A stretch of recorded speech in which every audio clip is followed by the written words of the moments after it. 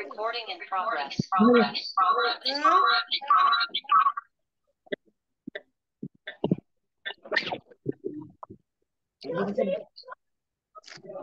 আসসালামু আলাইকুম স্যার।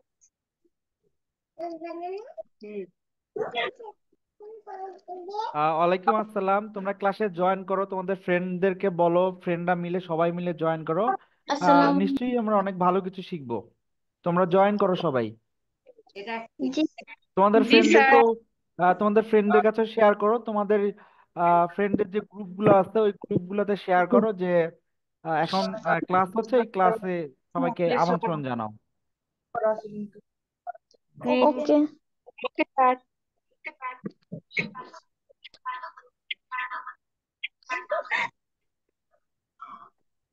শুনছে। ইয়াগো আমন্ত্রণ করিস দেখিস যারা ভর্তি হয় কিনা, কমের মধ্যে তো না রে, 1,000 টাকা ভর্তি ওদিকে ই করার কিনা, সেটা যে তোর বান্ধবী। আমার বান্ধবীর মামার কাছে করতে ও পারবো। আচ্ছা আচ্ছা, কি হয় একই স্কুলেরই হইলে ওইটা মানে ভালো হয়। টাকা পাওয়া যায়। কি এর টাকা? আবার ওই জিগায়। যে রেফারেন্স কোডের দিয়ে থেকে টাকা না, বিভিন্ন সুযোগ সুবিধা পাওয়া যায়। মাহেরা মাহি তোর দরজা তোমার খেলা, আমি খাবো না, আমার একটা টাইম হয়ে গেছে না, আমিও খাবো না। ওই যে ওখানে রয়েছে আরো, আমি ওই সবজিটুকু খাবো। তোমার একটা খাওয়া আর খাবো না বাবা, না আমিও খাবো না আবার। মাহি নামের কি আছে? উনি উনি স্পিক নেটিভ দিয়ে কথা বলতেছে। প্লিজ গরম চা বলুন, সব কথা সবাই শুনতে পায়। না খাবো না, তুমি শুধু খালি এই সবজিটা খাবো। প্লিজ এটা একটু বন্ধ করেন।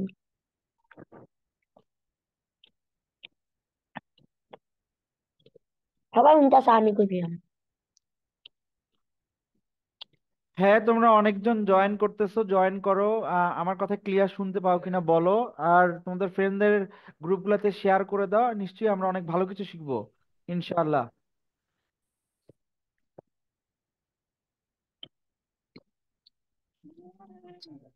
Ebne. Meow. Ano na? Meow. Meow.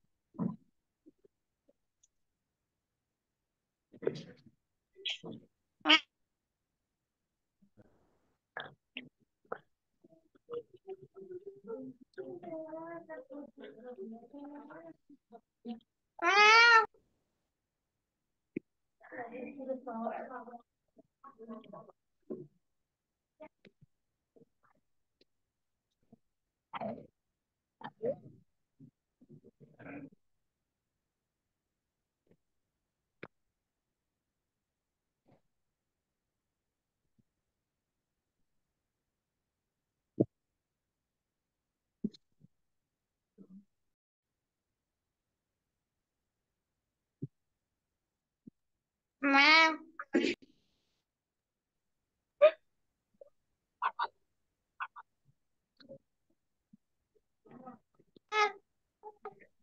Meow.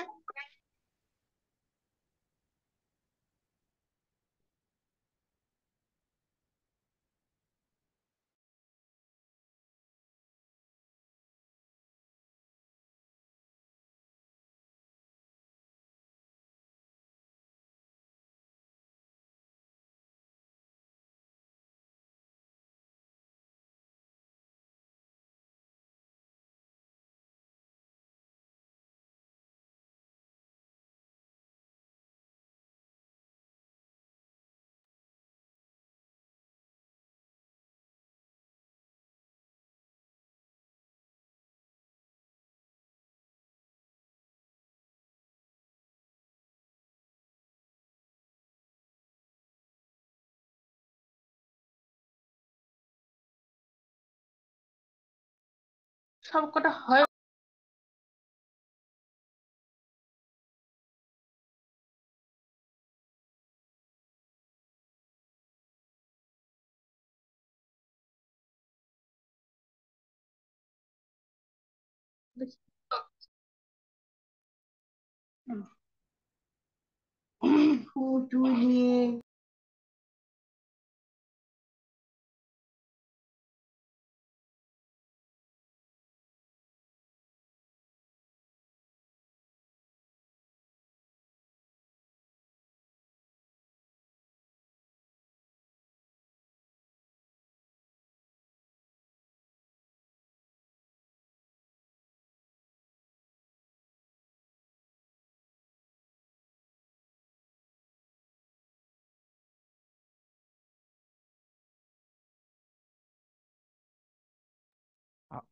Ma'am, এখানে একটা বিষয়, সেটা হচ্ছে ওই গল্পের পিডিএফটা তো দেখতেছি না কেন জানি। একটু আসেন। গল্পের পিডিএফটা, হ্যাঁ হ্যাঁ এখানে ছিল, এখানে কেন জানি একটা ট্যাবও নাই। না না, ওইটা তো আগেরটাতে রাখছি, মানে স্যার মনে হয় সব ডিলিট করে দিছে নাকি। ডাউনলোড করাই ছিল তো। এখন কি?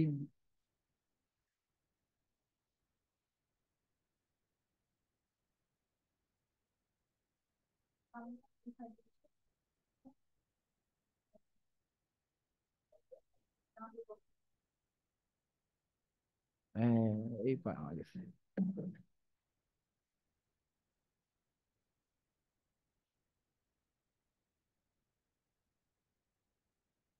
ম্যাম এখানেই বসেন, আপনি পাশে বসেন, যদি কোনো কিছু বলুন।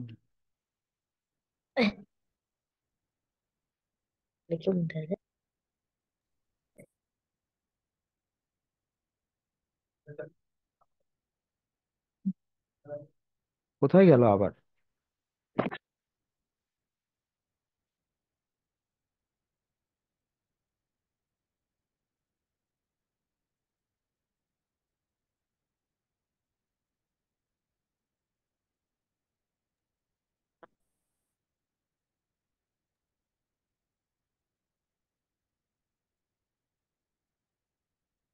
এটা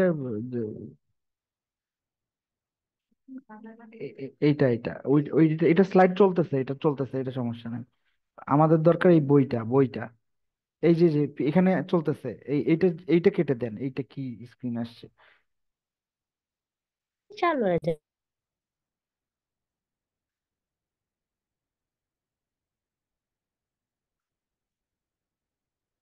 হ্যাঁ, এইটা আর এইটা জমে গিয়ে, আচ্ছা।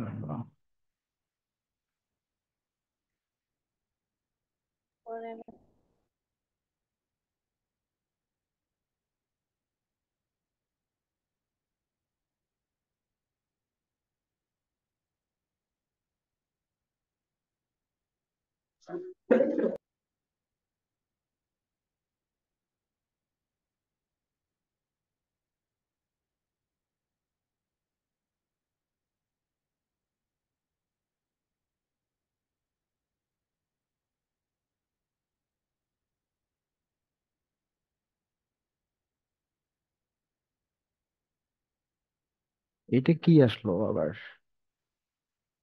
ঠিক আছে, তাহলে screen share।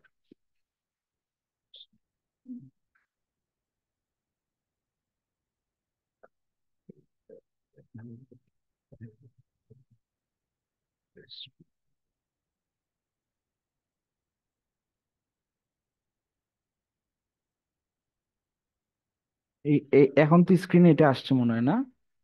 এটা আসছে, আচ্ছা। তাহলে আমাদের আজকের পড়ায় চলে যাই।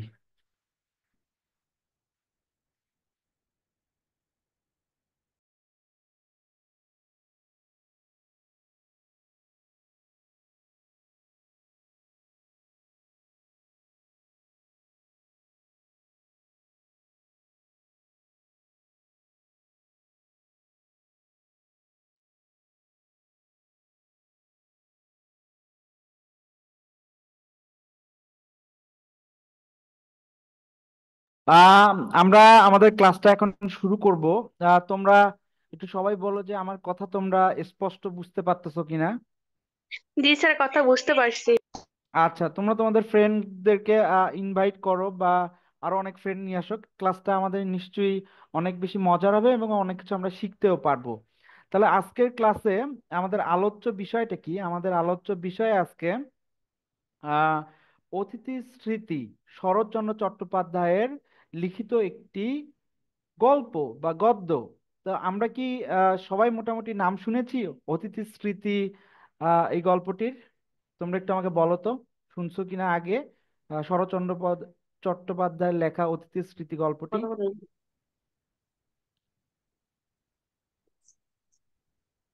বলুন, কথা বলুন। জি স্যার।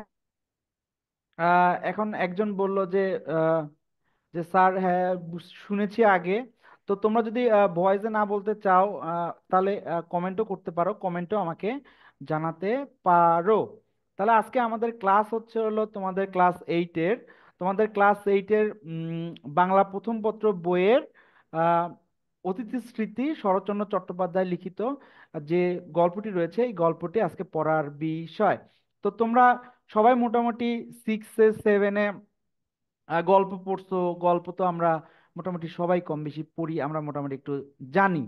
তো কেউ একজন আমাকে বলো, আমি তার নাম বলতেছি, তো ওখান থেকে তুমি একটু বলার চেষ্টা করো আমাকে। নাফি ইসলাম, নাফি ইসলাম, তুমি একটু বলো তো তুমি গল্প সাধারণত কিভাবে পড়ো? গল্প তুমি 6-এও পড়ছো, 7-এও পড়ছো, এখন তুমি এইটা একটু বলো তো আমাকে কিভাবে তুমি গল্প পড়তা বা পড়ো এখন?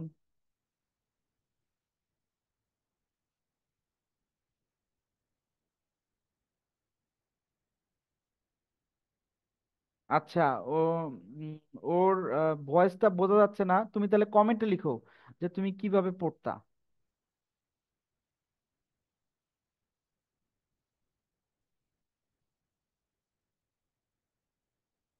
আচ্ছা ঠিক আছে। তাহলে একজন কমেন্টে লিখছে যে স্যার আমরা গল্প পড়তাম, গল্প রিডিং পড়ে আমরা হচ্ছে আমাদের গল্পের পড়ার ধরনটা এমন ছিল যে আমরা রিডিং পড়তাম স্যার। গল্প আসলে রিডিং পড়তে হয়, রিডিং পড়ার সাথে সাথে কি কি ছোট নোটস, কি কি কিভাবে পড়লে অল্প সময়ের মধ্যে ইফেক্টিভ গল্প পড়া হয় সেই বিষয়গুলো আজকে আমরা শিখবো। পাশাপাশি শিখবো কিভাবে অতিথি স্মৃতি থেকে আমরা সৃজনশীলের অ্যান্সার করব। তাহলে আমার প্রাণের শিক্ষার্থীরা তোমরা একটু মনোযোগ দাও, আমরা আমাদের পড়ায় চলে আসছি। তাহলে তোমরা ক্লাসটাকে একটু মজার করার জন্য বা একটু ইন্টারেক্টিভ, মানে আমি শুধু বলেই গেলাম তোমরা শুধু শুনলা এমন করো না। তো আমার বলার পাশাপাশি তোমরা কমেন্টে, ভয়েসে, আমি বলবো যে কমেন্টেই লিখো। কমেন্টে লিখবা যে আমি কোনো একটা প্রশ্ন ধরলে বা কোনো কিছু বুঝতে না পারলে বা স্ক্রিনের লেখাটা যদি বুঝতে না পারো তাহলে আমাকে বলো যে স্যার স্ক্রিনের লেখাটা আমি বুঝতে পারতেছি না। তোমরা কি স্ক্রিনের লেখাটা স্পষ্ট বুঝতে পারতেছো? জি স্যার। আচ্ছা ঠিক আছে। একজন বলছে যে স্যার আমি স্ক্রিনের কথাটা স্পষ্ট বুঝতে পারতেছি।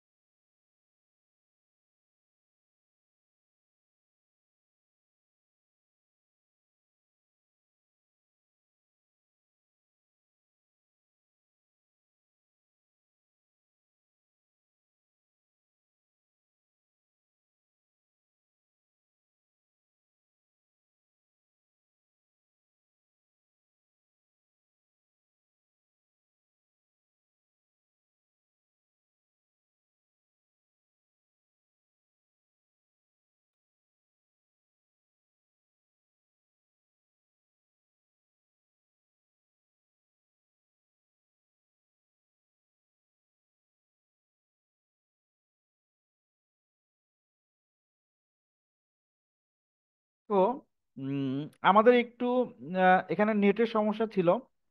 নেটের সমস্যার কারণে আমাদের কথা একটু আগে স্পষ্ট বোঝা যায়নি। তো তোমরা যারা ক্লাসটি করতেছো তোমরা সবাই তো আছো না? তোমরা যারা ক্লাসটি করতেছো তোমরা সবাই তো এখানে প্রেজেন্ট আছো, তাই না? তোমরা আরেকবার জি জি একটু স্যার। বলো স্যার। তো আমাকে।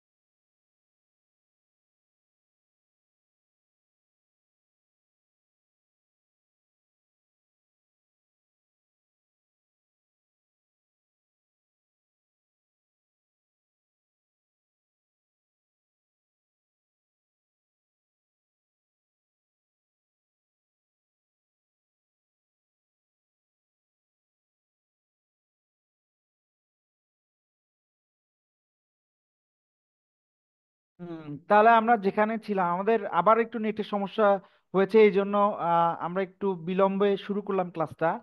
তোমরা মনক্ষুণ্ণ হয়েও না বা একটু অমনোযোগী হয়েও না, আমরা ইনশাল্লাহ এখন ফুল স্পিডেই আমাদের ক্লাসটি শুরু করতে পারবো। এবং আমার মনে হয় তোমরা আমার কথা স্পষ্ট শুনতে পারতেছো। তোমরা কি আমার কথা স্পষ্ট শুনতে পাচ্ছো? জি স্যার। আচ্ছা, দেখো তো স্ক্রিনে যে আমি পিডিএফটা অন করতেছি, এটা দেখা যাচ্ছে কিনা? জি স্যার। আচ্ছা, এখন দেখো, আমি তোমাদেরকে বলবো যে আমরা তো 6-7-এ গল্প পড়ছি বা গল্প কিভাবে পড়তে হয় আমরা তো একটু জানি। এখন বিষয়টা হলো, একটা গল্প যে আমি পড়তেছি, আমার উদ্দেশ্যটা কি গল্পটা পড়ার পর? উদ্দেশ্য হচ্ছে আমাদের যে স্কুলের যে আমাদের সামনের যে অ্যানুয়াল পরীক্ষা বা হাফ ইয়ারলি পরীক্ষা বা যে ক্লাস টেস্ট যেগুলো হবে সেখানে ভালো করা, এবং এর পাশাপাশি এটা আমাদের মনেও রাখা। তোমরা যারা ক্লাস 8-এ আছো তোমাদের জেএসসি পরীক্ষা থাকে, তোমাদের হচ্ছে হলো স্কলারশিপের এক্সাম থাকে, বা এনসিটিবি কর্তৃক যে পরীক্ষাগুলো আছে সেই পরীক্ষাগুলোতে বাংলা সাবজেক্টে কিন্তু বাংলা থেকে প্রশ্ন আসে, বাংলা প্রথম পত্র থেকেও প্রশ্ন আসে। তাহলে এতগুলা যে এক্সাম আছে, এই এক্সামগুলোতে আমি কিভাবে এই গল্প গল্প পড়ে মনে রাখবো?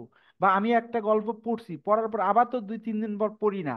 2-3 দিন পরে হয়তো আমরা বলি যে যে স্যার আমি তো গত সপ্তাহে এই গল্পটা পড়ছি, বা স্যার আমি তো 2 দিন আগেই গল্পটা পড়ছি।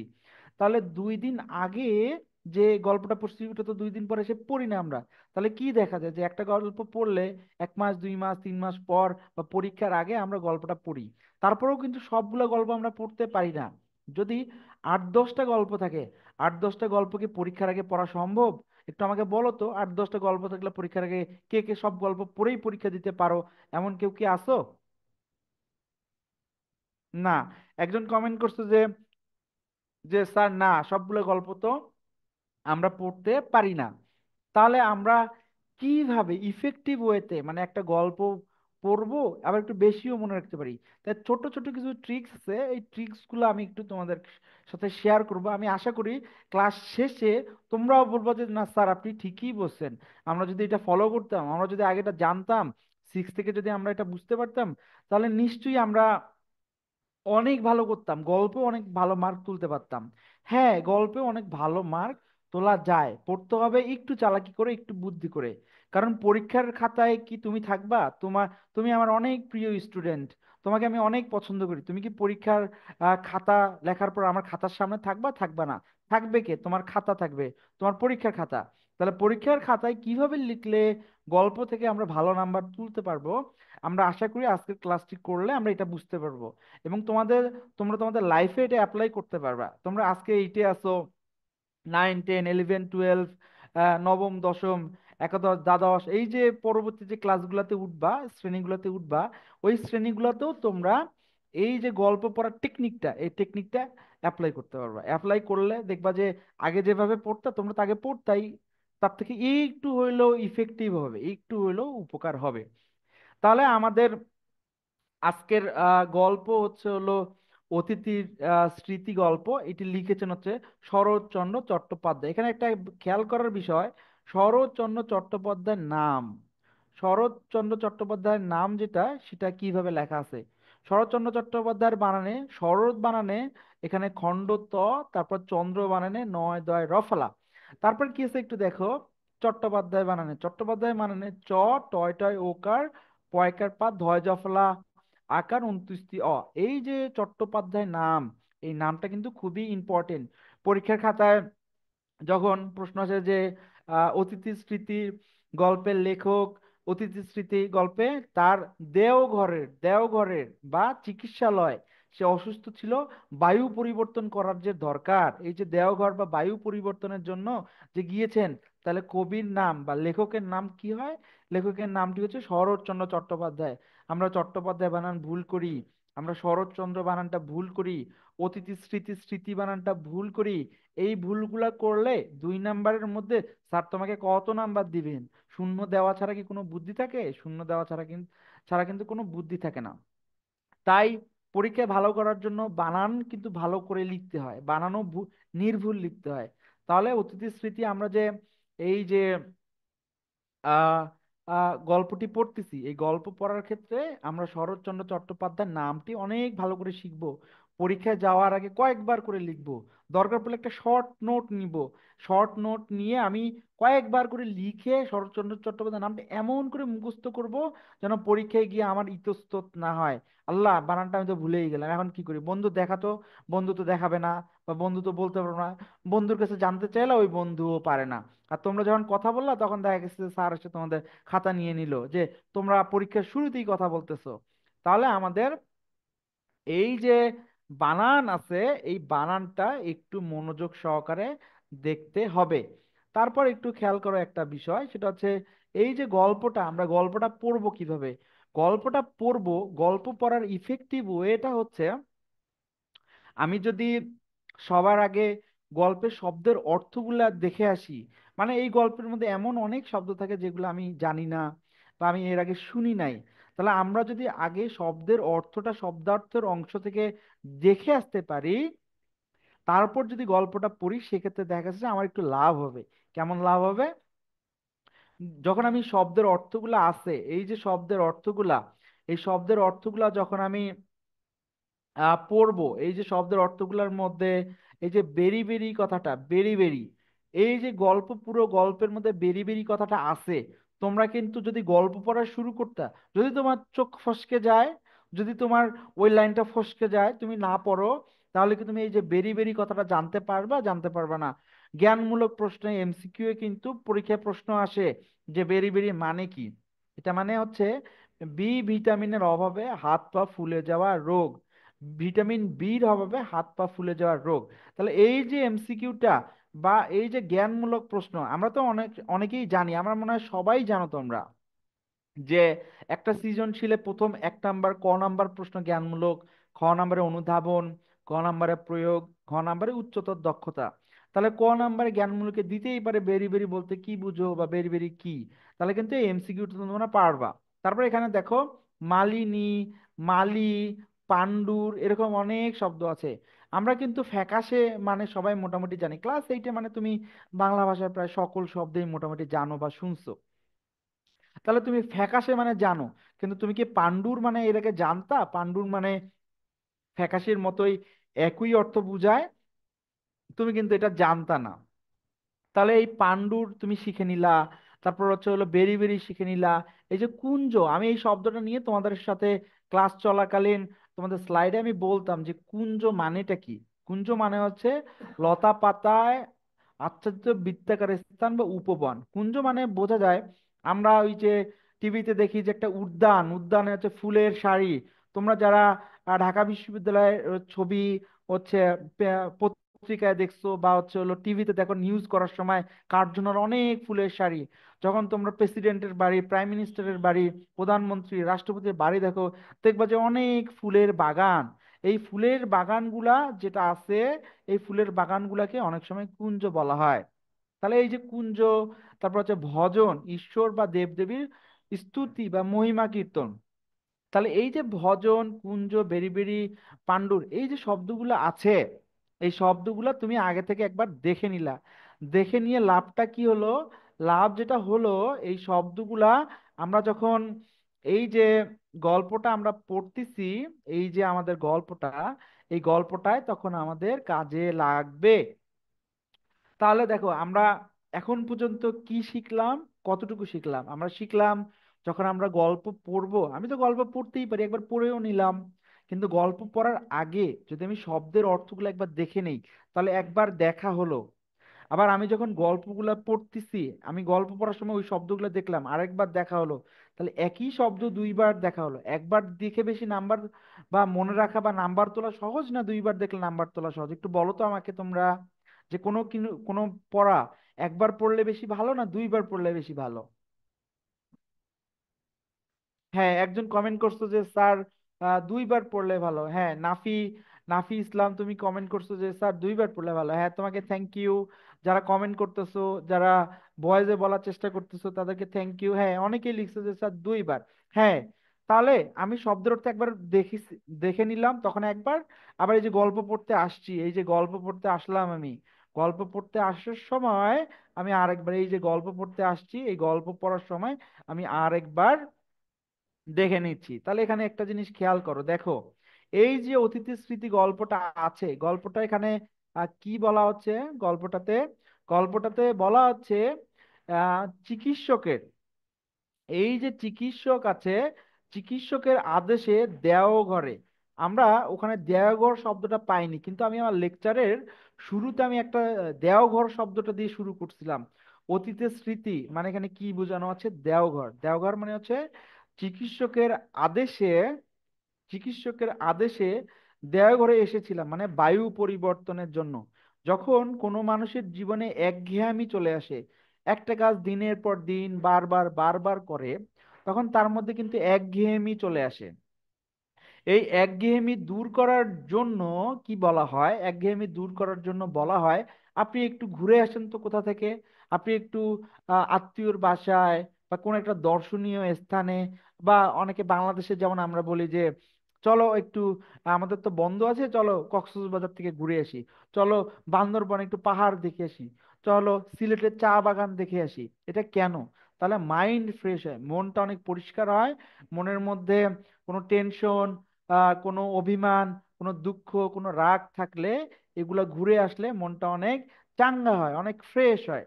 তাহলে ডক্টর মানে চিকিৎসকের আদেশে শরৎচন্দ্র চট্টোপাধ্যায় কি বলতে চাচ্ছেন? শরৎচন্দ্র বলতে চাচ্ছেন চিকিৎসকের নির্দেশে দেওঘরে অতিথি, অতিথি মানে হচ্ছে হলো ওখানে অতিথি, কিন্তু গল্পের অতিথি আরেকজন আছে, মানে ওই ব্যক্তি ওখানে বায়ু পরিবর্তনের জন্য চলে গেছেন চিকিৎসার স্বার্থে। দেওঘর মানে হচ্ছে কি তাহলে চিকিৎসালয়, বা আমরা বলতে পারি যে বায়ু পরিবর্তন, বা হচ্ছে হলো মন খুশি করার জন্য আরেক জায়গায় গিয়ে অবস্থান করা, এইগুলা। তাহলে এখানে শরৎচন্দ্র চট্টোপাধ্যায় প্রাচীরঘেরা বাগানের মধ্যে একটা বড় বাড়িতে থাকেন। ঠিক আছে, রাত্রি 3টে থেকে কাছে কোথাও একজন কলাভাঙা একঘেয়ে সুরে,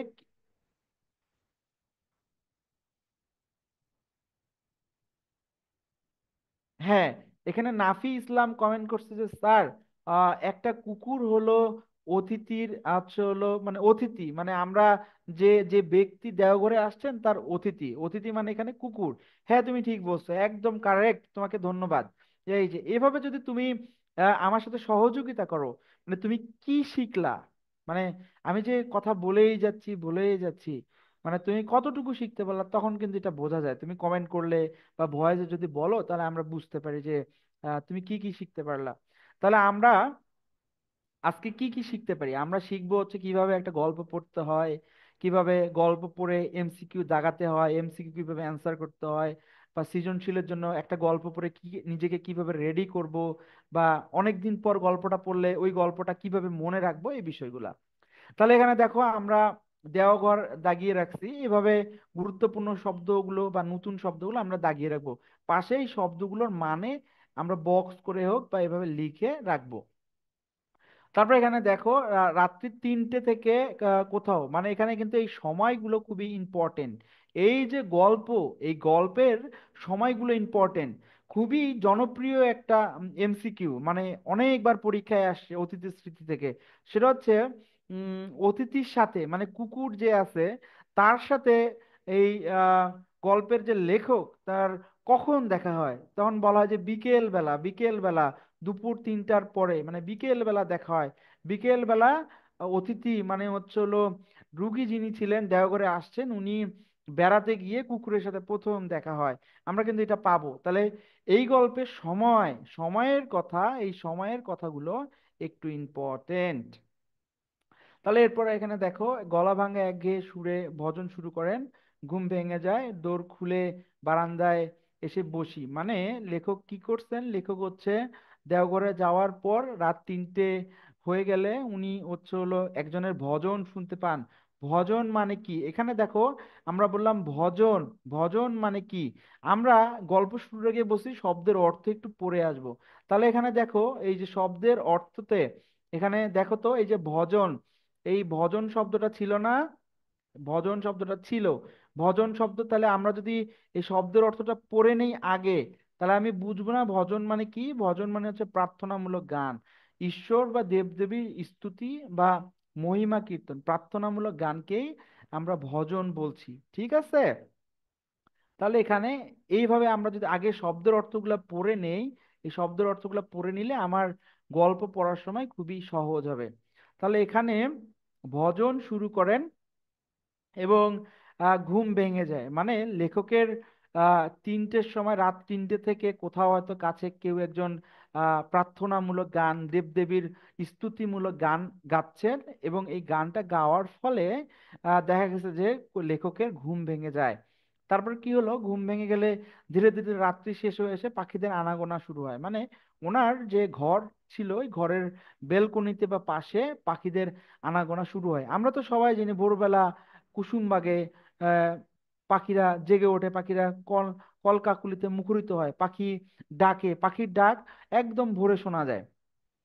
মানে পৃথিবীর সকল প্রাণী কিন্তু সকালে উঠে। আমরা যারা ভাবি যে সকালে উঠাটা মনে হয় ভালো হচ্ছে না, বা আমি তো সকালে উঠতে পারি না, তুমি একদিন সকালে উঠে দেখো তোমার দিনটা কত বড় হয়। তোমার সারাদিন 24 ঘন্টা মনে হবে দিনটা অনেক বড়, আমি অনেক কাজ করলাম। সকালে উঠলে কিন্তু মনও ফ্রেশ হয়, শরীরও ভালো থাকে। তাহলে দেখো পড়ায় আমরা ফিরে আসি।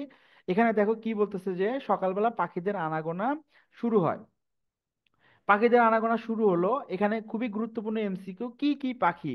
এখানে দেখো সবচেয়ে ভোরে ওঠে কে, দোয়েল পাখি।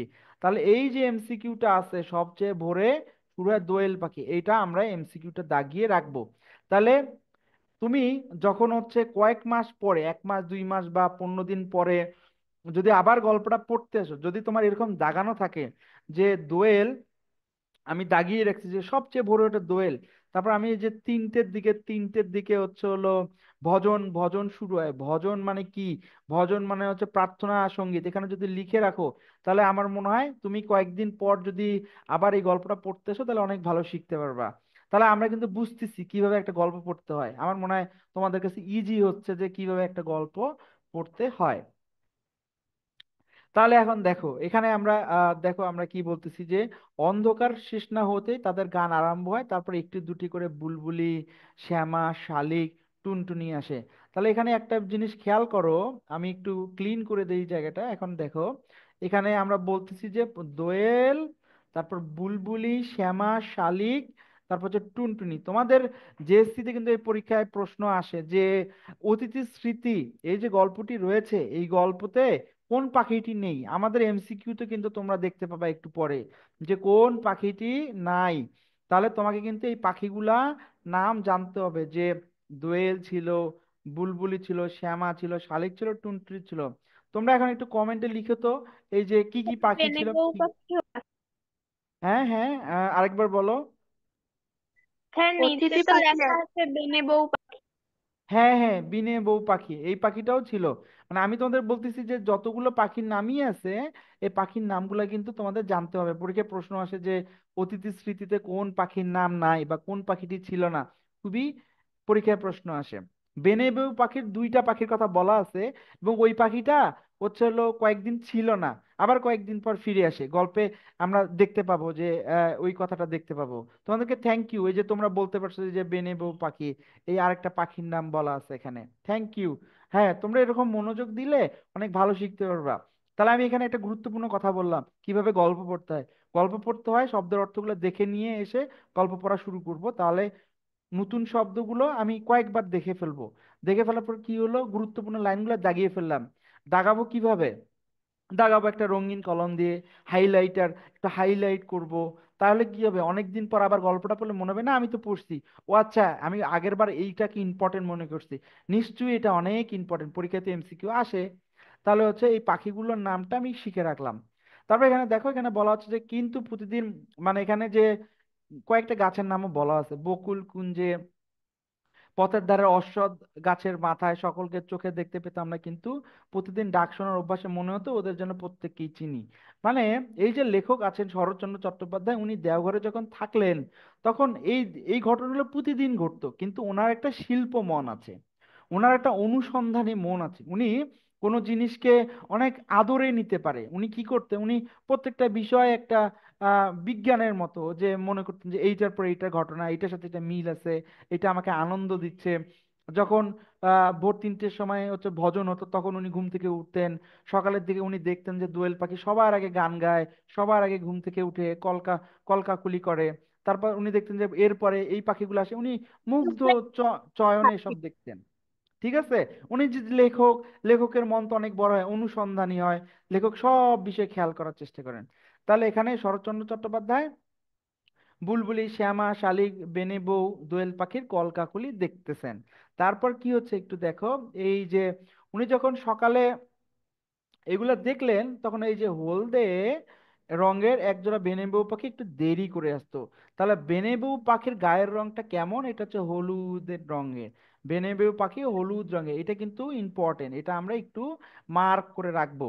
তারপর এখানে বলা আছে যে প্রাচীরের ধারের ইউক্লিপটাস গাছের সবচেয়ে উঁচু ডালটায় বসে তারা প্রত্যহ হাজিরা হেঁকে যেত।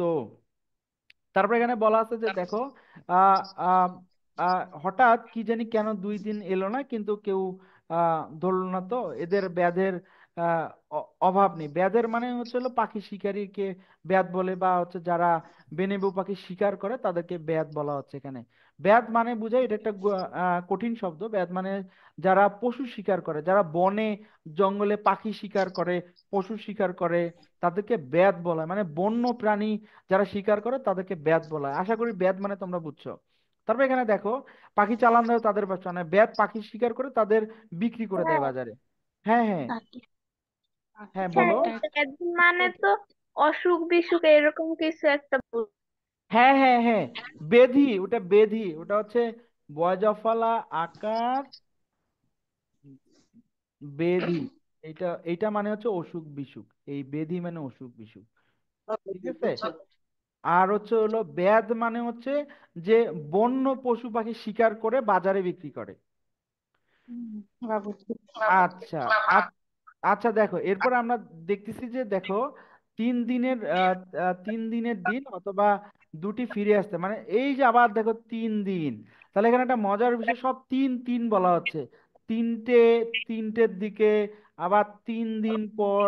তাহলে এখানে তিনের একটা গল্প আছে। তাহলে তুমি আহ, পাশে নোট করে রাখো এখানে যে মানে হচ্ছে শরৎচন্দ্র চট্টোপাধ্যায় অতীতের স্মৃতি তিনের গল্প, অতীতের স্মৃতি তিনের গল্প, তাহলে একটু মনে থাকবে তোমাদের। আচ্ছা, তাহলে দেখো এরপরে আমরা একটু পরের দিকে আগাই। এরপরে কি বলা হচ্ছে আমি একটু ক্লিন করে দিই তাতে তোমাদের দেখতে যাতে সুবিধা হয়। আচ্ছা, এরপর দেখো আমরা বলতেছি কি, এমনই করে সকাল কাটে, বিকেলে গেটের বাইরে পথের ধারে এসে বসি। বিকেলে উনি পথের ধারে গিয়ে বসে, নিজের সামর্থ্য নিয়ে বেড়াবেন, মানে উনি একটু অসুস্থ, উনি হাঁটা চলা একটু কম করতে পারেন। যাদের আছে তাদের প্রতি চেয়ে দেখে দেখতাম মধ্যবিত্ত গৃহস্থের ঘরে প্রীত মেয়েদের মধ্যে ঢের বেশি, প্রত্যেকেই যেত পা ফোলা ফোলা অল্প বয়সী একদল মেয়ে। তাহলে পা ফোলা ফোলা অল্প বয়সী মেয়ে বলা হচ্ছে, পা ফোলা ফোলা অল্প বয়সী মেয়ে। তাহলে এই লাইনটা খুবই ইম্পর্টেন্ট, মানে এখানে একটা এমসিকিউ এর কথা বলা হচ্ছে, বুঝতাম এরা বেরি বেরির আসামি। এই যে বেরি বেরির আসামি আমরা বললাম, আমরা কিন্তু বলছি যে গল্প শুরুর ক্ষেত্রে আগে শব্দের অর্থটা একটু দেখে নেওয়া দরকার। শব্দের অর্থ, এই যে আমরা বেরি বেরি মানে হচ্ছে পা ফোলা রোগ, ভিটামিন বির অভাব, ওইটা আমরা দেখে আসছি। এখন এসে কিন্তু আমি সহজে বুঝতে পারতেছি। তাহলে শব্দের অর্থ পড়ার সময় একবার পড়া হলো, এখন পড়তে এসেছি, এখন আরেকবার পড়া হলো। দুইবার পড়াতে দেখো তোমার কিন্তু পড়াটা অনেক সহজ হচ্ছে। আচ্ছা, তারপর এখন দেখো, ফোলা পায়ে লজ্জা পেত বলে বেচারাদের কত না যত্ন, মোজা পরার দিন নয় গরম পড়েছে তবু দেখো কারো পায়ে আঁটো করে মোজা পরা। তারপর দেখো কেউ কেউ বা দেখলে মাটি পর্যন্ত লুটিয়ে কাপড় পরেছে, মানে এটা ঢাকার চেষ্টা আর কি, লোকচক্ষু থেকে জন্য এইটা ঢাকতে পারে বিকৃতিটা। তারপর এখানে একটা বিষয় দেখো, তারপর হচ্ছে বলা হচ্ছে যে আহ সেদিন সন্ধে তখনও দেরি আছে, দেখি কয়েকজন বৃদ্ধ ব্যক্তি ক্ষুধা হরণের জন্য উম ক্ষুধা হরণের জন্য কর্তব্যটা সমাধানের যথাযথ দ্রুতগতিতে বাসায় ফিরছে, সমস্ত বাদ বেধি গ্রস্ত। তাহলে এখানে দেখো বৃদ্ধ ব্যক্তি কি, অল্প বয়সী মেয়ে ছেলেরা ওরা বেরিতে, আর এখানে বৃদ্ধ ব্যক্তি বাদ বেধিতে। এই যে আমরা তুমি প্রশ্ন করছিলা একজন, যে হচ্ছে স্যার ওই যে ব্যাধ মানে তো অসুখ বিসুখ, তাহলে এই যে দেখো বেধি, তাহলে আমার মনে হয় একটু আগে আমি যে বললাম বেধি, এখন এই বেধিটা তুমি বুঝতে পারছো।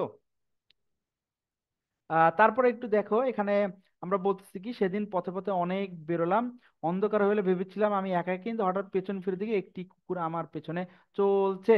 তাহলে অন্ধকার হয়ে এলো মানে বিকেলে, বিকেলে তাহলে কি একটি কুকুর আমার পেছন পেছন চলছে। এই যে অন্ধকার হয়ে গেল সন্ধ্যায় বা বিকেল বেলা, তাহলে অতিথি এই যে কুকুরের সাথে কখন লেখকের দেখা হয়, সন্ধ্যা বেলায় বা বিকেল বেলায় একটি কুকুরের সাথে আমার প্রথম দেখা। বললাম কি রে, যাবি আমার সঙ্গে, অন্ধকার পথটায় বাড়ি পর্যন্ত পৌঁছে দিতে পারবি? সে দূরে দাঁড়িয়ে ল্যাজ নাড়তে লাগলো। বললাম সে রাজিয়েছে।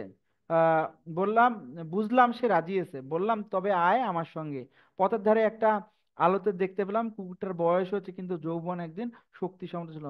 তাকে অনেক কিছু প্রশ্ন করতে করতে বাড়ির সম্মুখে এসে পৌঁছালাম। লেখকের দেখো অনেক একটা কৌতূহলী মন, উনি সব বিষয়ে কৌতূহল থেকে উনি কুকুরটাকে নিয়ে অনেক প্রশ্ন করলো, তার মনের অনেক কথা বললো। আমরা যারা একাকী মানুষ আছে নিজের মনের কথা শেয়ার করতে চাই, ইনি দেখা গেছে যে একজন অসুস্থ মানুষ দেওঘরে আসছেন, কুকুরটার সাথে নিজের অনেক মনের কথা শেয়ার করছেন, এবং কুকুরটাও দেখা গেছে আমরা এর পরবর্তী লাইনগুলোতে দেখবো যে কুকুরটার সাথে তার একটা সখ্যতা তৈরি হয়। কুকুরটাকে উনি খাবার খেতে দেন। খাবার খেতে দেওয়ার সময় একটা বিষয় এখানে আছে যে কুকুরটাকে যখন চাকরের কাছে হচ্ছে হলো খাবার দেওয়ার কথা বলছেন, এই দেখো চাকর এসে এসে জানালো সেই কুকুরটা এসে আজ বাইরের বারান্দার নিচে উঠানে বসে আছে, ঠাকুর বামুনকে ডেকে বলে দিলাম ও আমার অতিথি, ওকে পেট ভরে খেতে দাও। এই যে প্রথমবার উনি কুকুরটিকে বলতেছেন আমার অতিথি। তাহলে প্রথম দিন কিন্তু কুকুরটি আসে নাই, দ্বিতীয় দিন কুকুরটি আসছে, এবং ওনাকে এই যে চাকর যে আছে চাকরকে বলা হলো যে ওই অতিথিকে পেট ভরে খাবার দিও। কিন্তু পরের দিন খবর পেলাম অতিথি যায়নি, আতিথ্যতার লজ্জা লঙ্ঘন করে সে আরামে নিশ্চিন্তে বসে আছে। বললাম তা হোক, ওকে আমরা খেতে ওকে তোমরা খেতে দিও, মানে উনি চাকরদেরকে বললেন অতিথিকে খেতে দিও। আমি জানতাম প্রত্যহ খাবার তো অনেক বেলা ফেলা হয়, এতে কারো আপত্তি হবে না, কিন্তু আপত্তি ছিল অত্যন্ত গুরুতর আপত্তি। আমাদের বাড়তি খাবারের যে প্রবল অংশীদার আহ, ছিল এ বাগানে মালিনী, এ আমি জানতাম না। এই যে লাইনটা, যে প্রবল অংশীদার ছিল বাগানের মালিনী, তাহলে মালি মানে যে ফুল চাষ করে বা ফুল দেখাশোনা করে বা বৃক্ষ দেখাশোনা করে, মানে গাছপালা যে যে পরিচর্যা করে তাকে মালি বলা হয়। মালির স্ত্রীরূপ কি মালিনী। যদি তোমাদের পরীক্ষা আসে মালিনী কোন লিঙ্গ, তখন তোমাদের বলতে হবে মালিনী স্ত্রীলিঙ্গ, মালি হচ্ছে হলো পুংলিঙ্গ। তাহলে এখান থেকে কিন্তু আমরা একটু লিঙ্গের ধারণা পেয়ে গেলাম। তাহলে মালিনী, এই দেখো এই যে মালিনী আমরা বললাম, এই মালিনী মানে কি আমি তো তোমাদেরকে আমার অভিজ্ঞতা থেকে বললাম, কিন্তু তোমরা এটা বিষয়ে কিন্তু শিখে নিতেই পারো। কোথায়, এই যে দেখো তোমাদের এমসিকিউ এখানে দেখাচ্ছে মালিনী মানে মালা রচক মালাকার, বেতনের বিনিময়ে বাগানের কাজে, মানে বাগানের কাজে ফুলের বাগান গাছের বাগান পরিচর্যা যারা করে, এই যে মালির স্ত্রীকেই বলা হয় মালিনী। তাহলে তোমরা এইটা যখন শব্দের অর্থটা একবার দেখে নিতা, তাহলে গল্প পড়ার সময় কিন্তু তুমি সহজে বুঝে যেতা। তাহলে এই কারণে শব্দগুলো আগে দেখে নিতে হয়। তাহলে আমরা আমাদের লাইনের দিকে যাই। এই যে আছে, এই যেখানে আছে আমরা একটু দেখি। আমরা বললাম যে আমার যে মালিনী আছে, মানে হচ্ছে হলো এখানে এই যে অংশীদার বাগানের মালিনীর, এটা আমি জানতাম না। মানে লেখক মনে করতেছেন যে ওনার যে অতিথি কুকুরটা আছে, কুকুরের খাবার নিতে কোনো অসুবিধা হবে না, কারণ প্রতিদিনই কোনো না কোনো খাবার বেঁচে যাচ্ছে। কিন্তু উনি পরবর্তীতে এসে জানলো যে ওনার অতিথি খাবার পাচ্ছে না। কেন পাচ্ছে না? বাগানের মালিনী খাবার নিয়ে যান। তারা বয়স কম, দেখতে ভালো, খাওয়া সম্বন্ধে নির্বিকার চিত্ত, চাকরদের দরদ তার উপরেই বেশি। আর চাকরদের মানুষের প্রতি, প্রাণীর প্রতি দরদ না থেকে মানুষের প্রতি দরদটা বেশি। এটা অবশ্যই থাকতেই পারে। তো গল্পটা এখানেই সাসপেন্স, বা গল্পটা এখানেই সৌন্দর্যটা তোমরা এরপরে দেখবা যে লেখকের এই যে কুকুর যে তার যাকে অতিথি বলতেছে তার প্রতি কতটুকু দরদ বা মায়া। তো দেখা গেছে যে কুকুরের সাথে লেখকের একটা সখ্যতা তৈরি হয়। এবং অতিথি অতিথিকে দেখা যায় যে, মানে কুকুরটিকে দেখা যায় যে যখনই হচ্ছে হলো লেখক বেড়াতে যান, বেড়াতে বার হলে সে হয় পথের সঙ্গী। জিজ্ঞাসা করি, হ্যাঁ অতিথি, আজ মাংস রান্নাটা কেমন আহ কেমন হয়েছিল রে? হাড়গুলো চিবোতে লাগলো কেমন? এর জবাবে ল্যাজ নেড়ে মনে করি মাংসটা তার ভালোই লেগেছে। এভাবে আমরা বলতে পারি। মেরে ধরে বার করে দিয়েছে, বাগানের মধ্যে ঢুকতে দেয় না, তাই ও সম্মুখের পথের ধারে বসে কাটায়। আমার চাকরদেরও তাদের সায় ছিল। তাহলে দেখা গেছে এই যে চাকরদেরও সায় ছিল। তাহলে কে পছন্দ করতো না কুকুরটিকে? মালি বা মালিনী পছন্দ করতো না। এখানে দেখো লাইনটা আবার দেখো, জানি নে যে মালিনীর বউ তারা মেরে ধরে বার করে দিয়েছে, বাগানের মধ্যে ঢুকতে দেয় না, তাই ও সম্মুখের পথের ধারে বসে কাটায়। মানে লেখক দেখতেছে যে কুকুরটা আগে বাড়ির ভেতরে আসতো, এখন আসতেছে না, গেটের বাইরে পথের ধারে থাকে। এটা কেন? কারণ এই কুকুর কিন্তু হচ্ছে মালিনীর খাবারের অংশীদার হয়ে যাচ্ছে। সেজন্য মালিনী কুকুরটিকে পছন্দ করে না, কুকুরটিকে মেরে তাড়িয়ে দেয়। তারপর দেখো হঠাৎ শরীরটা খারাপ হলো, দিন দুই নিচে নামতে পারলাম না। আমরা আগেই বলছি যে লেখক দেওঘরে আসছেন চিকিৎসার জন্য, চিকিৎসকের পরামর্শে। দিন দিন দুই ওনার শরীরটা খারাপ থাকলো। এরপর দুপুরবেলা দেখা গেল যে দুপুরবেলা উপরের ঘরে বিছানায় শুয়ে খবরের কাগজটা যেই মাত্র পড়া হয়ে গেছে, জানালার মধ্য দিয়ে বাইরে রৌদ্র তপ্ত নীল আকাশের পানে চেয়ে অন্যমনস্কে ভাবছিলাম, সহসা খোলা দৌড় দিয়ে সিঁড়ির উপর ছায়া পেল কুকুরের। মুখ বাড়িয়ে দেখে অতিথি দাঁড়িয়ে লেজ নাড়ছে। তাহলে কুকুরটার একটা বৈশিষ্ট্য কি ছিল? যখন মনিব মানে লেখকের কাছে আসে, লেখকের কাছে আসে সে অনেক আদর পেতে চায়। লেখক তার যেমন তাকে, হ্যাঁ হ্যাঁ, হ্যাঁ তার বলো, আকাশের মানে কি বুঝলাম না। আরেকবার বলো আকাশের প্রশ্নটা। পানে এটার মানে বুঝলাম না। আচ্ছা আচ্ছা, তুমি প্রশ্ন করছো সুন্দর একটা প্রশ্ন, যে আকাশের পানে চেয়ে এটার মানে কি বুঝায়। তাহলে এটার মানে বুঝায় যে আকাশের দিকে তাকানো, পানে চাওয়া মানে ওই দিকে তাকানো। আমি তোমাকে বললাম যে তুমি আমার পানে চাও, মানে আমার দিকে তাকাও। আকাশের পানে চাওয়া মানে আকাশের দিকে তাকানো। মানে উনি আকাশের দিকে কেন তাকাচ্ছেন একটু জিনিসটা দেখো। দুপুরবেলা উপরের ঘরে বিছানায় শুয়ে, মানে দুপুরবেলা উনি শুয়ে আছে উপরের ঘরে বিছানায় শুয়ে, খবরের কাগজটা যেই মাত্র পড়া হয়ে গেছে, জানালার মধ্যে দিয়ে বাইরের রৌদ্রতপ্ত নীল আকাশ। মানে দুপুরবেলা উনি, দুপুরবেলা ঢলে পড়ছে, বিকেল বেলার দিকে শুরু বলা যায়। উনি নীল আকাশের দিকে তাকিয়ে আকাশের অবস্থা দেখতেছেন, যে এখন বাইরে বের হওয়া যাবে কিনা, বা বাইরে কেমন অবস্থাটা, এই বিষয়টা বলা আছে। মানে আকাশের দিকে তাকিয়ে উনি এটা দেখতেছেন। আচ্ছা, এরপর দেখো দুপুরবেলা চাকররা সব ঘুমিয়েছে, ঘর তাদের বন্ধ। এই সুযোগে লুকিয়ে সে একেবারে আমার ঘরের সামনে এসে হাজির হাজির আর কি। মানে এই যে কুকুর, সে লেখককে এত বেশি পছন্দ করতেছে যে লেখকের ঘরে এসে আহ, হাজির হয় আসলে। ঠিক আছে, তাহলে এখানে এই বিষয়টা আমরা দেখতে পাই। তারপর এখানে দেখো কি বলা আছে। লেখক এর পরবর্তীতে দেখা যায় লেখক সুস্থ হয়ে যায়। মানে তোমরা একটু গল্পটা পড়ে নিও, মানে এই লাইনগুলো অত ইম্পর্টেন্ট না। আহ তারপরে আমরা এখান থেকে একটু পড়ি, এখান থেকে দেখি আমরা কতটুকু বুঝতে পারি। দেখো, মালিবেও ওরে তাড়িয়ে দিয়েছে যে। এখানে দেখো জিজ্ঞাসা করলাম, হ্যাঁ রে, কুকুরটাকে আজ খেতে দিয়েছিস? আগে না, মালিবেও ওরে তাড়িয়ে দিয়েছে। তাহলে কুকুরটাকে তাড়িয়ে দেয় কে? মালিবউ বা মালিনী, মালিবউ বা মালিনী। আজ তো অনেক খাবার বেঁচেছে, সেসব হলো কি? মালিবউ চেটেপুটে নিয়ে গেছে। তারপর দেখো, আমি অতিথিকে ডেকে আনা হলো, খাবার সে বারান্দার নিচে উঠানে ধুলায় পরম নিশ্চিন্তে স্নান করে নিল। মালি বইয়ের বয়টা তার গেছে। বেলা যায়, বিকেল হলে উপরের বারান্দা থেকে দেখি অতিথি এই দিকে চেয়ে প্রস্তুত হয়ে দাঁড়িয়ে, বেড়াতে যাওয়ার সময় হলো যে। শরীর সালনা দেওঘর থেকে বিদায় নেওয়ার দিন এসে পড়লো, মানে দেওঘর যে আছে দেওঘর থেকে বিদায় নেওয়ার দিন এসে পড়লো। এটা কেন এসে পড়লো? কারণ ডাক্তার কয়েকদিন থাকতে বলছেন দেওঘরে বা বায়ু পরিবর্তনের জন্য, এবং ওনার যে এই বিষয়টা শেষের দিকে, তো উনি দেওঘর থেকে চলে যেতে চাচ্ছেন। টিকিট কেনা হলো, মালপত্র তোলা হলো, ট্রেন ছাড়তে আর 1 মিনিট দেরি। সঙ্গে যারা তুলে দিতে এসেছিল তারা বকশিস পেলো, মানে উনি দেওঘর থেকে চলে যাচ্ছেন। পেলো না কেবল অতিথি। অতিথি কি পেলো না? বকশিস পেলো না। যদি প্রশ্ন আসে লেখকের কাছ থেকে বা গল্পের যিনি কথক, মানে যিনি গল্পে কথা বলতেছেন, ওনার কাছ থেকে অতিথি কি পায়নি? পায়নি হচ্ছে বকশিস। এই কথাটা তোমরা এখানে ইম্পর্টেন্ট বলতে পারো।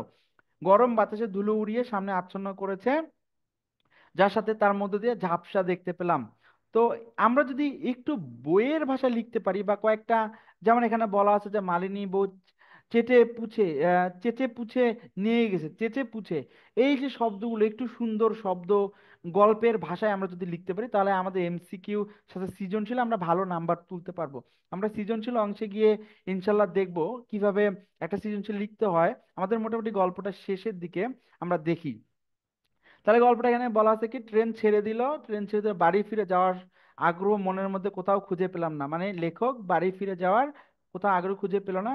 কেবলই মনে হতে লাগলো অতিথি আজ ফিরে গিয়ে দেখবে যে বাড়ির লোহার গেট বন্ধ, ঢুকবার জোনে পথে দাঁড়িয়ে দিন দুই তার কাটবে, হয়তো নিস্তব্ধ মধ্যাহ্নের কোন এক ফাঁকে লুকিয়ে উপরে উঠে খুঁজে দেখবে আমার ঘরটা, হয়তো ওর চেয়ে তুচ্ছ জীব শহরে আর নেই। তবু দেওঘরে বাসের কটা দিনের স্মৃতি ওকে মনে করিয়ে লিখে তবু দেওঘরের বাসের কটা দিনের স্মৃতি ওকে মনে করেই লিখে রেখে গেলাম। মানে লেখক শরৎচন্দ্র চট্টোপাধ্যায় কুকুরের সাথে যার যে একটা সুন্দর স্মৃতি, কুকুরটাকে, কুকুরটা যে তার মনিব, মানে লেখককে আপন করে নিচ্ছে, লেখককে দেখলে যে আহ লেজ নাড়াচ্ছে, একটু আদর পেতে চাচ্ছে, এই বিষয়গুলো লেখক এর ভালো লেগেছে জন্য লেখক এটা স্মৃতিতে রাখলো। আর এজন্যই এই গল্পটির নাম দেওয়া হচ্ছে অতিথির স্মৃতি। তাহলে আমরা মোটামুটি গল্পটা সম্পর্কে একটু জানলাম। তাহলে আমরা একটু সংক্ষেপে, মানে গল্পটি সম্পর্কে কি বুঝলাম আমরা সেটা একটু খেয়াল করি। তাহলে গল্প ইফেক্টিভ ওয়েতে আমরা পড়বো কিভাবে? একটা গল্প অপরিচিত হলে শব্দের অর্থটা একবার দেখে নেব, দেখে নিয়ে গল্পটা পড়তে শুরু করব। পড়ার মাঝে অনেক শব্দ থাকবে যেগুলো বুঝবো না, ইম্পর্টেন্ট শব্দগুলো আন্ডারলাইন করব, কালার পেন দিয়ে কালার করব, ইম্পর্টেন্ট লাইন কালার পেন দিয়ে কালার করব। তিনটের সময়, তিনটের বেলা, সন্ধেবেলা, তারপর হচ্ছে মালি বউ হচ্ছে হলো তারপর চেটে চেচে পুছে নিয়ে গেছে, মালি বউ তাড়িয়ে দিছে, এই যে ছোট ছোট বিষয়গুলো এগুলো আমরা আন্ডারলাইন করে রাখবো। তারপর গুরুত্বপূর্ণ কয়েকটা আন্ডারলাইন করে রাখবো। এর ফলে কি হবে? এর ফলে গল্পটা সম্পর্কে আমার একটা ভালো ধারণা তৈরি হবে। এবং আমি যদি এভাবে একটু লিখতে পারি, তাহলে শিক্ষক মনে করবেন স্টুডেন্টটা অনেক জানে, সে পড়াশোনা করছে, ফাঁকিবাজি করে নাই। তাহলে পরীক্ষায় ভালো নাম্বার আমরা তুলতে পারবো। তাহলে আমরা এখন দেখি আর আমরা কিভাবে পড়লে ভালো অ্যান্সার করতে পারবো এই বিষয়টা। তাহলে আমরা বললাম যে স্যারের খাতা যে কাটবেন স্যার, তার তখন যদি বইয়ের ভাষাগুলো থাকে তাহলে স্যার দেখা যাচ্ছে ওই লেখাটা বেশি পছন্দ করবে। তাহলে এখানে একটা জিনিস দেখো, এটার জন্য আমরা কি করতে পারি? আমরা হচ্ছে হলো আমাদের যে পাঠ পরিচিতি আছে, এই পাঠ পরিচিতিটা একটু পড়তে পারি। এখানে দেখো কি বলা আছে, শরৎচন্দ্র চট্টোপাধ্যায়ের দেওঘরের স্মৃতি গল্পটির নাম পাল্টে ঈষৎ পরিমার্জনা করে অতিথি স্মৃতি রাখা হয়েছে। এখানে সংকলন করা হয়েছে। একটি প্রাণীর সঙ্গে একজন অসুস্থ মানুষের কয়েকদিনের যেমন স্নেহ প্রীতির সম্পর্ক অন্য জীবের সঙ্গে মানুষের তেমন সম্পর্ক গড়ে উঠতে পারে, কিন্তু এই সম্পর্ক নানা প্রতিকূল কারণে স্থায়ী রূপ পেতে বাধা প্রাপ্ত হয় বা বাধাগ্রস্ত হয়। এই যে মালি বউ কুকুরটিকে তাড়িয়ে দিছে, লেখক কিন্তু ঠিকই কুকুরটিকে আদর করতো, লেখক কিন্তু ঠিকই কুকুরটিকে খাবার দেওয়ার জন্য বলতো, কিন্তু চাকর বা মালি বউ দিত না। এটা কি হতো? একজনের সাথে অন্য একটা প্রাণীর যে হৃদ্যতার সম্পর্কটা বাধা পেত, কি এটা স্থায়ী রূপ হতো না। কারণ লেখক তো চলে গেছে, চলে যাওয়ার পর ওই মালি বউ বা ওই চাকর তো আর খাবার দিবে না, 2-3 দিন কুকুরটা তো আসবে, ঘুরবে, 2 তলায় যাবে, একটু খোঁজ করবে, কিন্তু যখন পাবে না কুকুরটাকে কিন্তু কেউ আর ওভাবে খেতে দিবে না। তাহলে এই যে বিষয়গুলো এখানে উঠে এসেছে।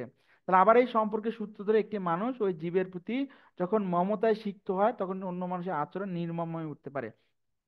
মানে একজন মানুষের প্রতি একজন মানুষের একটা সফট কর্নার, একটু আদর করার ইচ্ছা থাকতেই পারে, কিন্তু অন্য একটা মানুষের দেখা গেছে যে এই বিষয়টা নাও থাকতে পারে। তাহলে একজন কি করতে পারে, ওই জীবের প্রতি যখন মমতায় সিক্ত হয় তখন অন্য মানুষের আচরণ কিন্তু একটু নির্মম হতে পারে। এই গল্পে সম্পর্কের এই বিচিত্র রূপই প্রকাশ পেয়েছে। তাহলে আমরা যদি এক কথায় গল্পটির মূল ভাব বুঝতে চাই, মূল ভাব হচ্ছে এই যে লাইনটা,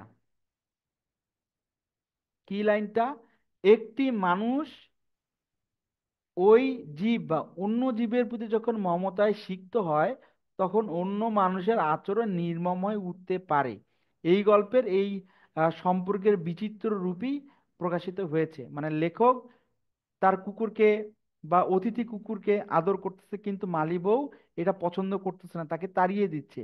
এই যে স্মৃতি বা একজনের একটা প্রাণের প্রতি দয়া, অন্যজনের নির্দয়তা, এই বিষয়গুলাই এই আহ গল্পের গুরুত্বপূর্ণ বিষয় বা মনে রাখার বিষয়। আমরা যদি এভাবে এক কথায় মনে রাখতে পারি তাহলে দেখা গেছে যে সৃজনশীল লেখার সময় আমরা অনেক ভালো করতে পারবো। তাহলে আমরা মোটামুটি হচ্ছে হলো পাঠ পরিচিতি বুঝলাম। এখন আমরা শরৎচন্দ্র চট্টোপাধ্যায় সম্পর্কে একটু জানবো। হ্যালো। হ্যাঁ হ্যাঁ, আমি আছি, তোমরা একটু থাকো। আমরা এখন আহ, আরেকটা হচ্ছে হলো স্লাইড একটু দেখবো। দেওঘরটা কি বুঝতে পারলাম না, দেওঘর কি? আচ্ছা ঠিক আছে, এখানে একজন বলছে যে স্যার দেওঘরটা কি। দেওঘর মানে হচ্ছে চিকিৎসালয় বা হাসপাতাল। হাসপাতাল বা হচ্ছে হলো প্রাইভেট কেবিন।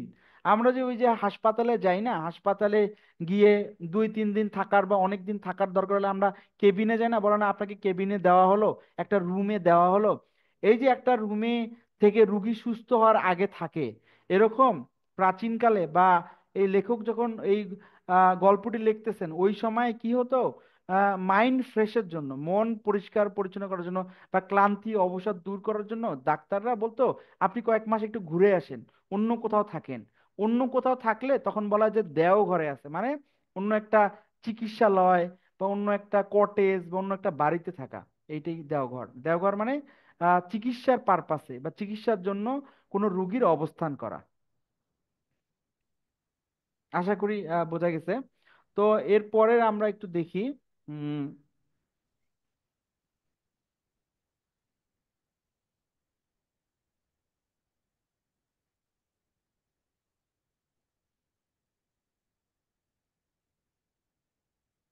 আচ্ছা, আমরা তো মোটামুটি গল্পটি সম্পর্কে একটু জানলাম। এখানে আমরা একটু কবি পরিচিত, অনেক সময় কবি থেকে প্রশ্ন আসে। শরৎচন্দ্র চট্টোপাধ্যায় কিন্তু বাংলা সাহিত্যের খুবই জনপ্রিয় একজন লেখক, মানে সবচেয়ে জনপ্রিয় লেখক। তাহলে শরৎচন্দ্র চট্টোপাধ্যায় 1876 সালে জন্মগ্রহণ করেছেন পশ্চিমবঙ্গের হুগলি জেলার দেবানন্দপুর গ্রামে। আর আমরা কি কি জানবো, উনি হচ্ছে হলো 1916 সালে রেঙ্গুনে যান, বড় দিদি তার প্রথম প্রকাশিত সাহিত্য। তাহলে শরৎচন্দ্র চট্টোপাধ্যায়ের প্রথম প্রকাশিত সাহিত্য কি বড় দিদি। এছাড়া ওনার বিখ্যাত উপন্যাস রয়েছে, এর হচ্ছে পল্লী সমাজ, দেবদাস, শ্রীকান্ত, তারপর হচ্ছে হলো গৃহদাহ, দেনা পাওনা, পথের দাবি, শেষ প্রশ্ন। এগুলো কি, এগুলো উপন্যাস। অনেক সময় প্রশ্ন আসে কয়েকটা দিয়ে, বলে এখানে কোনটি শরৎচন্দ্র চট্টোপাধ্যায়ের উপন্যাস নয়, বা এখানে কোনটি শরৎচন্দ্র চট্টোপাধ্যায়ের উপন্যাস। এখানে হচ্ছে গৃহদাহ, দেনা পাওনা, পথের দাবি, পল্লী সমাজ, দেবদাস।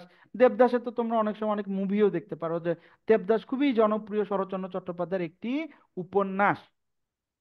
তারপর এখানে দেখো উনি কি কি অ্যাচিভমেন্ট রয়েছে, কি কি উনার পুরস্কার। উনি কলকাতা বিশ্ববিদ্যালয় থেকে জগত্তারিণী স্বর্ণপদক, ঢাকা বিশ্ববিদ্যালয় থেকে ডিলিট লাভ করেন। মানে আমাদের ঢাকা বিশ্ববিদ্যালয় থেকে ওনাকে ডিলিট দেওয়া হয়, মানে বাংলাদেশ থেকে ঢাকা বিশ্ববিদ্যালয় থেকে ডিলিট দেওয়া হচ্ছে, এটা একটা জানার বিষয়। তাহলে বাংলা সাহিত্যের কালজয়ী শিল্পীর জীবনাবসান ঘটে 1938 সালে, মানে উনি 38 সালে মারা যান।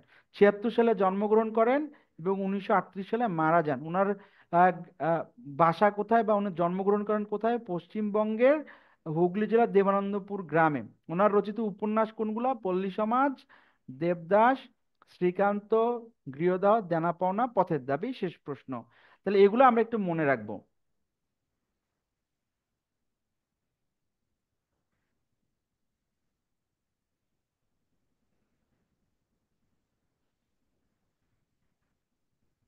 এখানে একজন প্রশ্ন করছো যে উম, আহ, তোমার এই প্রশ্নের উত্তরটা আমি দিতেছি, তুমি একটু লাইনে থাকো। আহ,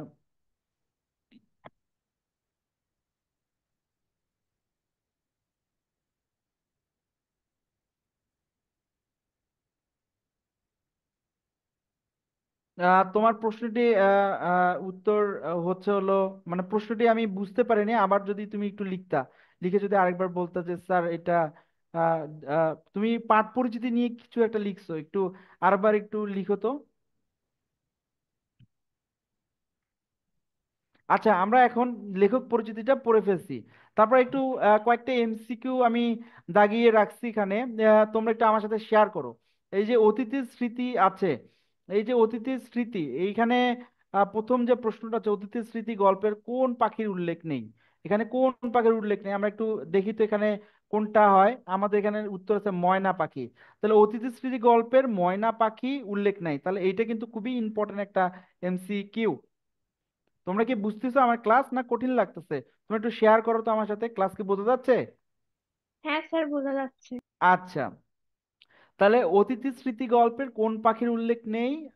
ময়না পাখির উল্লেখ নেই, দোয়েল, শালিক, বুলবুলি সকল পাখির উল্লেখ আছে। তারপর এখানে একজন বলছে যে স্যার ক্লাস বোঝা যাচ্ছে। হ্যাঁ, তোমরা ক্লাসে মনোযোগ দাও, ক্লাস ইনশাল্লাহ তোমাদের ভালোই লাগবে। এরপরে দেখো এখানে বলা আছে যে হচ্ছে হলো শরৎচন্দ্র চট্টোপাধ্যায়ের উপন্যাস কোনটি? আমরা যে বললাম যে শরৎচন্দ্র চট্টোপাধ্যায়ের উপন্যাস থেকে প্রশ্ন আসতে পারে, যে শেষ প্রশ্ন এটা শরৎচন্দ্রের উপন্যাস। তারপরে এখানে বলা আছে যে লেখকের সাথে কুকুরটি আহ, আহ, ভিজে ভিজে চোখে নিয়ে দাঁড়ালো কেন? কারণ হচ্ছে হলো অতিরিক্ত আদর পায় না, গেট বন্ধ থাকে না, খাবার না দেওয়া হয়, মানে কুকুরটিকে খাবার দেওয়া হচ্ছে না। তারপর অতিথি স্মৃতি গল্পের লেখকের সাথে অতিথির প্রথম কোথায় সাক্ষাৎ হয়? সেটা হচ্ছে হলো, এই যে দেখো এই প্রশ্নটা খুবই গুরুত্বপূর্ণ একটা এমসিকিউ। তাহলে এখানে হচ্ছে হলো এমসিকিউটার উত্তর কি হবে একটু দেখি। সেটা হচ্ছে পথ হাঁটতে বের হওয়ার সময়, পথের ধারে বসে থাকার সময়, বাড়ির লোহার গেটের সামনে হাঁটার সময়, ঘরে ফেরার সময়। তাহলে সন্ধ্যাবেলায় বা বিকেল বেলায় উনি যখন হাঁটার পর ঘরে ফিরছেন, তখন অতিথির সঙ্গে প্রথম লেখকের দেখা হয়। তাহলে এই এমসিকিউটা কিন্তু খুবই গুরুত্বপূর্ণ একটা এমসিকিউ। তাহলে এরপরে একটু দেখো, এরপরে আহ এরপরে আমরা একটা সৃজনশীল, আচ্ছা এরপরে আরেকটা প্রশ্ন আছে এখানে, একটু দেখো এই প্রশ্নটা উত্তর কি হবে? অতিথি স্মৃতি গল্পের মূল নাম কি? মূল নাম হচ্ছে দেওঘরের স্মৃতি। একজন তো বলছে স্যার দেওঘর কি? আমি তো বললাম দেওঘর হচ্ছে একটা কেবিন বা একটা বাসা, যেখানে কোনো রুগী এসে থেকে সুস্থ হওয়ার জন্য চেষ্টা করে, বা কোনো একটা হচ্ছে কটেজ, বা কোনো একটা হচ্ছে হলো রুগী স্যার, কোন ভালো একটা করার মতো বাড়ির থাকা। নাম হতে পারে। হ্যাঁ, না না, বাড়ির নাম হতে পারে না। বাড়ির নাম হতে পারবে না কেন? কারণ দেওঘরে সাধারণত আগে প্রাচীনকালে মানুষ আসতো সুস্থ হওয়ার জন্য। এই যে দেখো আমাদের যে গল্পটা কিন্তু প্রথমেই এই কথাটা বলা আছে যে এই যে চিকিৎসকের আদেশে দেওঘরে এসেছিলাম বায়ু পরিবর্তনের জন্য। এই যে কথাটা এখানে দেখো, এই যে কথাটা এখানে আছে, এই যে আছে এখানে কথাটা, সেটা হচ্ছে চিকিৎসকের আদেশে দেওঘরে এসেছিলাম বায়ু পরিবর্তনের জন্য। তাহলে বায়ু পরিবর্তনের জন্য বা সুস্থ হওয়ার জন্য, কারণ উনি একটু অসুস্থ ছিলেন। তাহলে আমরা মোটামুটি এমসিকিউ একটু দেখলাম, কিভাবে কিভাবে পড়তে হয় সেটা বললাম। এখন আমরা একটা সৃজনশীল একটু একটু আমরা দেখি। এই সৃজনশীলটা তোমাদের বইয়ে আছে। তো এখানে দেখো, ক নাম্বার, শরৎচন্দ্র চট্টোপাধ্যায় দেওঘরে গিয়েছিলেন কেন? সুস্থ হওয়ার জন্য, বা ডাক্তারের নির্দেশে, চিকিৎসকের নির্দেশে আমরা এইভাবে লিখতে পারি। তারপর হচ্ছে অতিথি কিছুতে ভিতরে ঢোকার ভরসা পেল না কেন? কারণ মালি বউ তাকে প্রহার করে, বা মালি বউ তাকে মেরে তাড়িয়ে দেয়। উদ্দীপকের মহাশিবতে গফুরের আচরণ অতীতের স্মৃতি গল্পের যে দিকটি প্রকাশ পেয়েছে তা ব্যাখ্যা করো। আমি এখন যেটা বলবো এই গ আর ঘ নাম্বার নিয়ে। আমাদের ক নাম্বারতে 1 নাম্বার প্রশ্ন মানুষ অঙ্কের মতো লিখলেই হয়ে যায়। আর খ নাম্বার যেটা আছে সেটা হচ্ছে বেসিক। বেসিক মানে কি? তুমি কতটুকু অনুধাবন করতে পারলা। আর গ ঘ মানে কি? গ ঘ মানে যে প্রয়োগ এবং উচ্চতর দক্ষতা। তাহলে আমি তোমাদের একটা মডেল দেখাচ্ছি কিভাবে সৃজনশীল তোমরা লিখলে পরীক্ষায় ভালো নাম্বার তুলতে পারবা।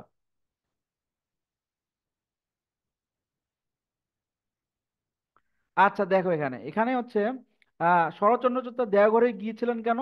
শরৎচন্দ্র চট্টোপাধ্যায় বায়ু পরিবর্তনের জন্য দেওঘরে গিয়েছিলেন। তারপরে এখানে দেখো, নতুন পরিচয় সংকোচে অতিথি কিছুদিন ভিতরে ঢোকার ভরসা পেল না। কেন পেল না? হাওয়া বদলের জন্য দেওঘরে গিয়ে পথে এক কুকুরের সঙ্গে লেখকের পরিচয় হয়। পথ চলতে চলতে কুকুরের সঙ্গে লেখকের হৃদ্যতা সৃষ্টি হলেও লেখক বাড়িতে পৌঁছে গেট খুলে দিলে সে ভেতরে ঢুকতে ভয় পায়, কারণ অচেনা কুকুর বাড়ির ভেতরে ঢুকলে অনেক সময় তাকে মারধর করে বের করে দেয়া হয়। তাই ভিতরের পরিস্থিতি সম্পর্কে নিশ্চিত হতে না পেরে লেখকের আমন্ত্রণ সঙ্গেও অতিথি কুকুরটি ভিতরে ঢুকতে যায় না। এই যে বাড়িতে ঢুকলে অনেক সময় মারধর করা হয়, এখানে আমরা লিখবো মালি বউ। মালি বউ মারধর মারধর করেন বা অনেকে মারধর করেন। এভাবে লিখলে আমরা 2 নাম্বার ইনশাল্লাহ পাবো। আর গ নাম্বারটা আমরা কিভাবে লিখবো একটু দেখি। গ নাম্বারে প্রথমেই আমরা একটা প্যারায় লিখবো, এটাকে বলে জ্ঞানমূলক। আমি যদি এটুক লিখি প্রথমে এই জ্ঞানমূলক কথাটা মানে কি আমরা একটু দেখি। প্রশ্নটাই বলা আছে উদ্দীপকের মহেশের প্রতি গফুরের আচরণে অতীতের স্মৃতি গল্পের অতীতের প্রতি লেখকের ভালোবাসার দিকটি প্রকাশ পেয়েছে।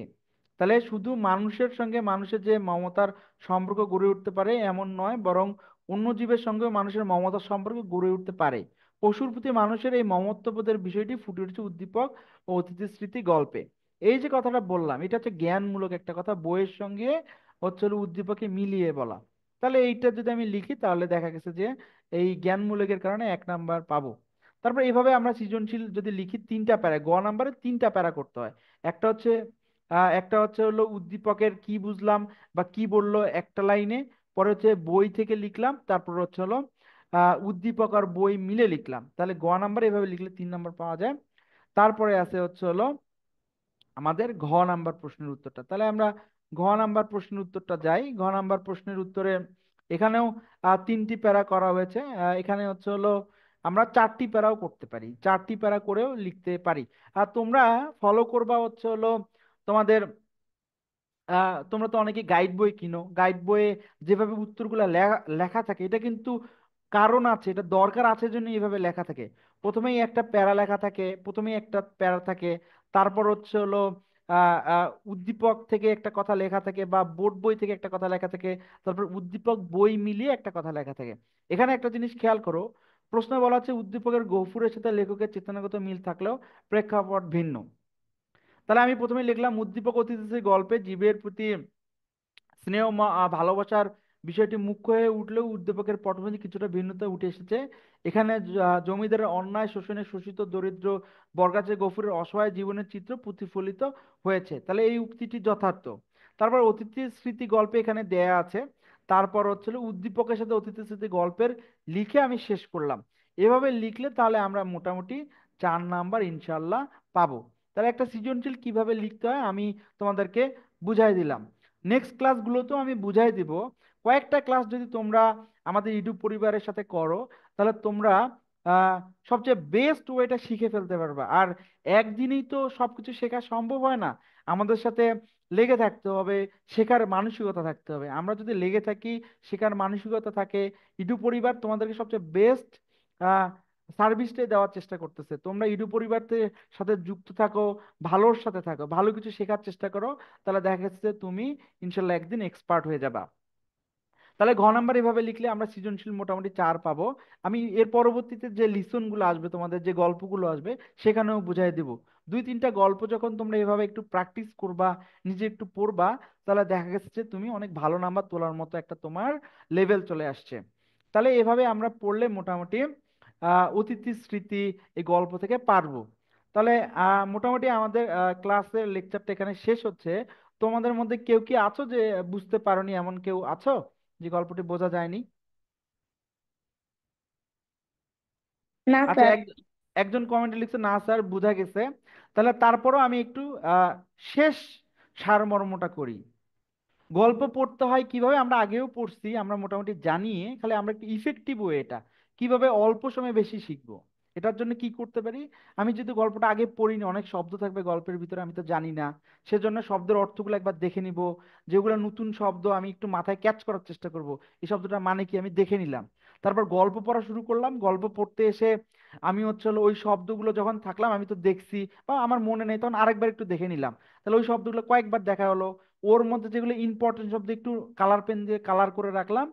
যাতে আমি এর পরবর্তীতে 1 মাস 2 মাস পর যদি আবার ওই গল্পটা পড়ি, যাতে আমার কাছে এটা অচেনা না লাগে, আমি মনে হয় যে না পড়ছি, আমি তো জানি এগুলো ইম্পর্টেন্ট। তারপর ইম্পর্টেন্ট কথাগুলো আন্ডারলাইন করলাম, কয়েকটা ইম্পর্টেন্ট লাইন আন্ডারলাইন করলাম। পাঠ পরিচিতি ছিল, পাঠ পরিচিতি থেকে কয়েকটা ইম্পর্টেন্ট লাইন একটু মুখস্থ করবো, যাতে আমি বইয়ের ভাষায় একটু লিখতে পারি। বইয়ের মতো করে লিখলে স্যাররা ভালো নাম্বার দিবেন। তারপর হচ্ছে হলো ইম্পর্টেন্ট এমসিকিউ গুলো আমি দাগায় রাখলাম। তারপর ইম্পর্টেন্ট এমসিকিউ গুলো দাগায় রাখলে এগুলো আমাদের সৃজনশীলের আহ, জ্ঞানমূলক প্রশ্ন লাগবে। তারপর ইম্পর্টেন্ট লাইনগুলো দাগায় রাখলাম, যাতে আমি সৃজনশীলে ব্যবহার করতে পারি, লিখতে পারি। এভাবে আমরা সৃজনশীলটা চলে আসলাম। সৃজনশীল আমি অ্যান্সার করা শিখলাম, কিভাবে লিখতে হয়। এখন তোমার কাজ হচ্ছে ইজু পরিবারের এই যে লেকচারটা আছে, এটা মনোযোগ সহকারে তুমি করলা। এখন বাসায় একটু চেষ্টা করা যে স্যার তো বললেন এভাবে লিখতে হয়, তাহলে এভাবে একটু আমি একটু লিখে দেখি কিনা। ঠিক আছে? তাহলে আমার মনে হয় যে ক্লাসটা সম্পর্কে তোমরা অনেক ভালো বুঝেছো। কেউ কি আসো এখনো বুঝো নাই বা কোনো প্রশ্ন আছে, তোমরা প্রশ্ন করতে পারো।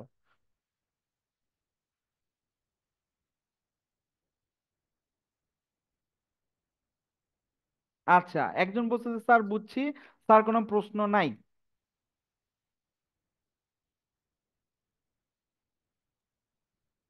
স্যার সবাই মনে হয় ঘুমাইয়ে পড়ছে। হ্যাঁ, 9টার দিকে হয়ে গেছে, এখন তো হচ্ছে হলো রাতের খাবার খেতে হবে, কারণ 9টা বেজে গেছে। তোমরা তো 8টা থেকে ক্লাস করতেছো, অনেকে তো না খেয়েই ক্লাস করা শুরু করছিলা।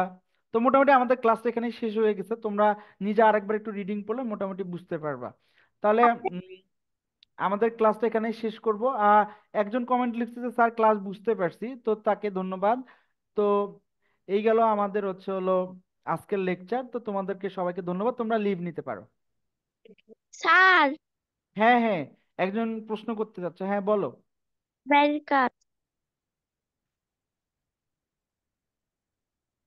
বাড়ির কাজ কি আছে সেটা বলতেছি। হ্যাঁ হ্যাঁ, বাড়ির কাজ হচ্ছে আমি তো বললাম এই যে এই গল্পটা পড়া এবং নিজে নিজে একটা সৃজনশীল চেষ্টা করবে। তোমাদের কাজ হচ্ছে গল্পটা পড়ে নেওয়া, আমি যেভাবে বললাম ওভাবে পড়লে লাভ হয় কিনা একটু চিন্তা করা, এবং একটা সৃজনশীল লেখা।